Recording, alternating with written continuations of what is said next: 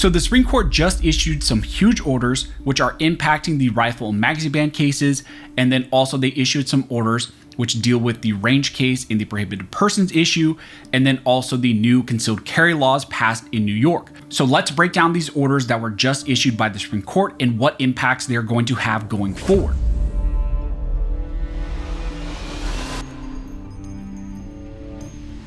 Now, really quick before we jump into this video, I want to ask you all for a huge favor.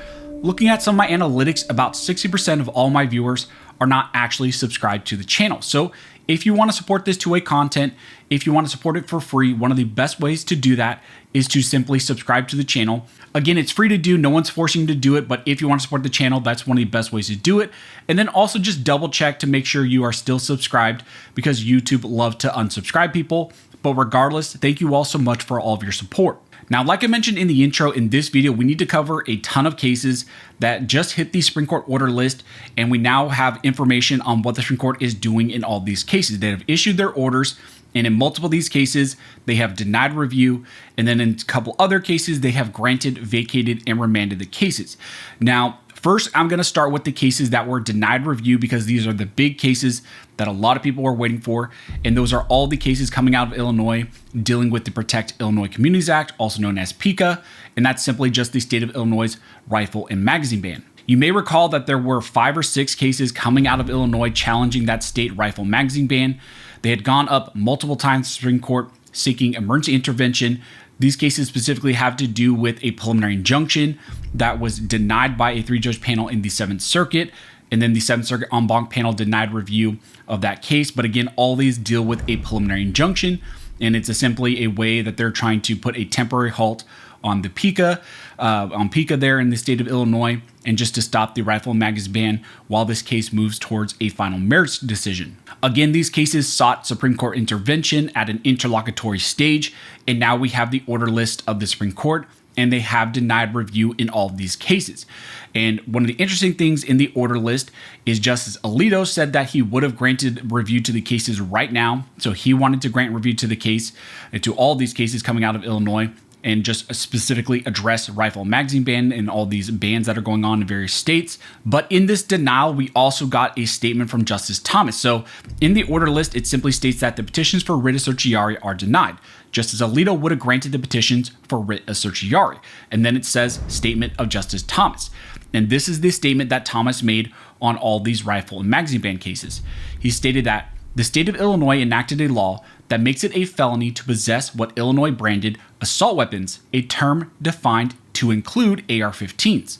The AR-15 is the most popular semi-automatic rifle in America and is therefore undeniably in common use today. Petitioners sought a preliminary injunction against the enforcement of the law, arguing that the law violates the Second Amendment right to keep and bear arms. The Court of Appeals for the 7th Circuit rejected petitioners' request for a preliminary injunction, concluding that the AR-15 is not protected by the Second Amendment. According to the 7th Circuit, the rifle selected by millions of Americans for self-defense and other lawful purposes does not even fall within the scope of the arms referred to by the Second Amendment. This court is rightly wary of taking cases in an interlocutory posture, but I hope we will consider the important issues presented by these petitions after the cases reach final judgment.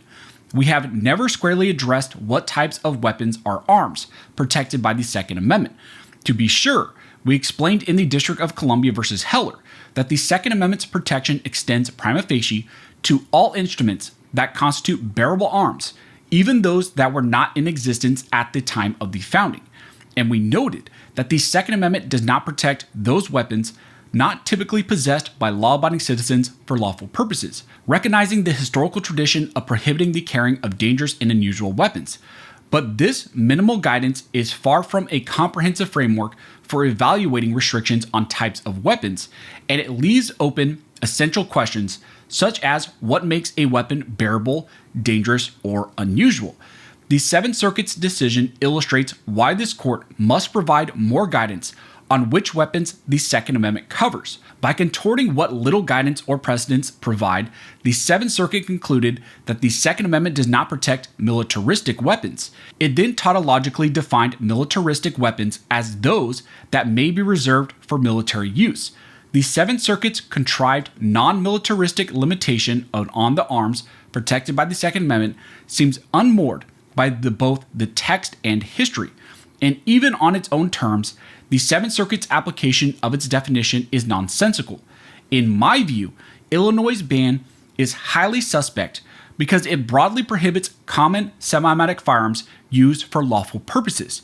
It is difficult to see how the Seventh Circuit could have concluded that the most widely owned semi-automatic rifles are not arms protected by the Second Amendment. These petitions arise from a preliminary injunction, and the Seventh Circuit stressed that its merits analysis was merely a preliminary look at the subject. But if the Seventh Circuit ultimately allows Illinois to ban America's most common civilian rifle, we can and should review that decision once the case reaches a final judgment. The court must not permit the Seventh Circuit to relegate the Second Amendment to a second-class right. So that is the statement made by Justice Thomas in this denial of all the Illinois cases. So where does this leave all these Illinois cases? Simply now, the cases were denied interlocutory review by the Supreme Court, and now these cases are going to move towards a final merits decision. Already, the lower court judge, Judge McGlynn, had expedited hearings in review in all of those cases. Those were kind of going at the same time at the lower court level. So he was trying to expedite all those cases and was not going to put them on hold for the Supreme Court, which is good because now we know the Supreme Court has denied review to all those cases. So all those Illinois cases will move towards a final merits decision. And what the Supreme Court is signaling here is that they know that they need to address this issue, but once again, they're punting on this issue.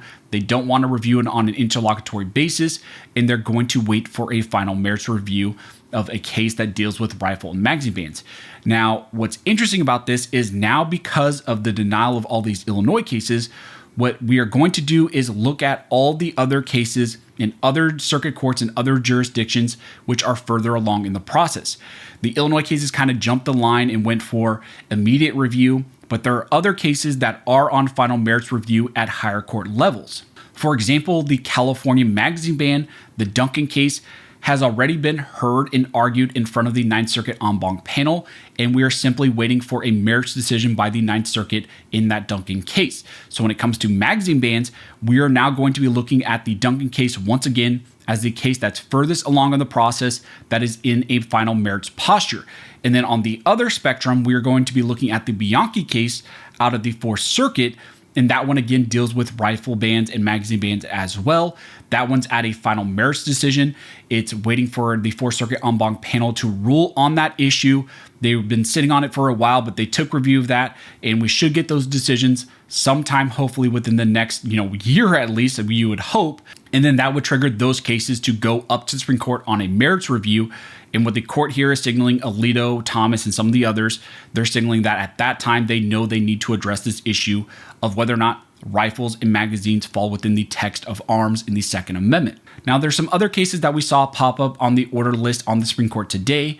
That one of those was the Antonyuk case, which deals with the Concealed Carry Improvement Act, the CCIA out of New York. What happened in that case is the Supreme Court granted, vacated, and remanded that case in light of the Rahimi case. So that was very interesting because you had the Rahimi decision. I wouldn't say there was anything blatant in Rahimi that you would say would impact Antonyuk. That's simply going to probably go back down to the Second Circuit. And you would anticipate that the Second Circuit would say, Rahimi didn't really change anything. We're going to stick to what we said in our decision. So that was very interesting. And then one of the other cases is the Range versus Garland case. And again, that one is going to be directly tied to Rahimi. And you would anticipate with that being GVR'd as well. They granted, vacated, and remanded the Range case. That would go back down to the Third Circuit, I believe. And then they would simply just rule the same way, say, yes, we got it right even before Rahimi. We're going to stick to what we said. And then that would move once again back up the Supreme Court. So it just seemed like there was a giant punt on these issues. We had anticipated that was going to happen. I had said that there was likely going to be a bunch of denials and GVRs. I was correct in that regard. I was also speculating that we were probably going to get some language in the denial of the Illinois cases. We also got that as well. So again, not the best of news, but also not the worst news. A lot of these cases could have just simply been denied and we could have gotten no guidance at all. So, good and bad. I'm going to do a more comprehensive kind of landscape and how things are going to shift now going forward. I'm going to do some videos and follow-ups on some of these specific cases and how they're going to be impacted. And there's some other cases that were also GVR'd in light of the Rahimi case that we need to cover as well. But this is just your general overview of what happened today on the Supreme Court order list. So if you guys have any questions, go ahead and comment down below and I will try to answer to the best of my ability. Also, if you like this video and you would like to support the channel, one of the best ways to do that is to like, comment, and subscribe. All those things help to fuel the algorithm, and it signals to YouTube that you guys see value in these videos and in this type of two-way news. But as always, thank you all for watching. Don't forget to like and subscribe.